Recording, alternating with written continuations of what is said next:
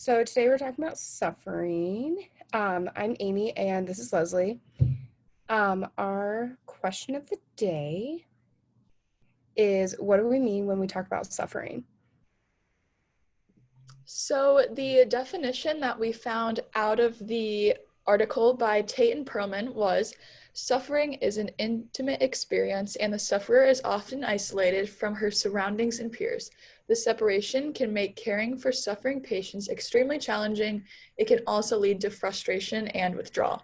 So after reading through the research article done by Tate and Perlman, the biggest difference I found between suffering and just in pain is that suffering makes not only it causes more than just physical pain, it causes pain mentally, and it makes you want to withdraw from almost your own life because you're so tired of experiencing this extreme pain and not receiving the answers that you want to about the pain that you're in. So you're just kind of checked out and you're saying whatever I can do to get rid of this pain. It's not even the actual pain that you're feeling physically, it's just being tired of not even being in control of your own life, I would say. So the main example that I found was Maria's case study in the article. She talks about how she feels like she can't control her life. It discusses how one of the medical professionals sat down with her and they were discussing what they could do treatment-wise and how everything's going to be okay. But she talks about how she realizes that things aren't going to be okay, and she's just saying whatever I can do to get rid of my disease or condition. So I honestly feel that this is a huge part of biomedical ethics, of being the medical professional and working with patients like this. It can be very difficult because at this point it's out of your control of what you can do, because you're trying everything that you can to help this patient and make it so that they can live their most fulfilling life, but they are not feeling satisfied with the life they're living.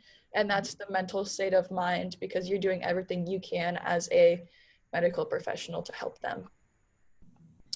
So kind of going off of that, I had chosen mental illness as one of the main points because I also felt like you're not in control of your life and you tend to kind of isolate yourself and be alone. And depending on the mental illness, you are not necessarily feeling pain physically, but it's all more emotionally and mentally. And you can see this by people being more reserved and drawn back and really not wanting to talk to anyone, kind of feeling like they are no longer, as you said, kind of with Maria's case study, out of control in their life and not able to really pick and choose what is going on with them. And even though some medications can help with this, you still can feel isolated and super duper alone, which is not a fun time because suffering is not only is it physical pain, it's mental and emotional and can often bring people down to a low that they've never experienced before. So just like in Maria's case study, when they can't feel like they're in control and they're kind of unsatisfied with life, mental illness kind of does the same thing, where you pretty much, again, are just completely by yourself and there's no way to get out of that. Even sometimes medications don't help, counseling doesn't help. And I think that that's a big thing of suffering because you're stuck in that position, especially if you're born like that and you have been living your whole life like that, and you're not really seeing any results. Like that can be very drawn out and really hard to deal with.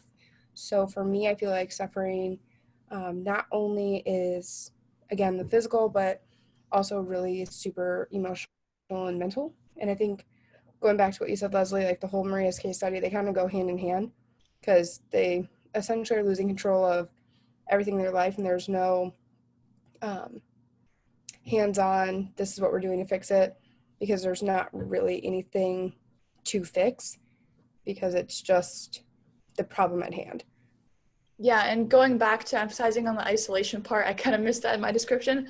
But in the case study, it describes that even though the medical professional is going and talking to Maria, she just rolls over to the other side, puts in her earbuds, and just turns on her music because she's just tired of listening to people constantly telling her it's going to be okay when she knows she's not seeing the progress that she would like to see.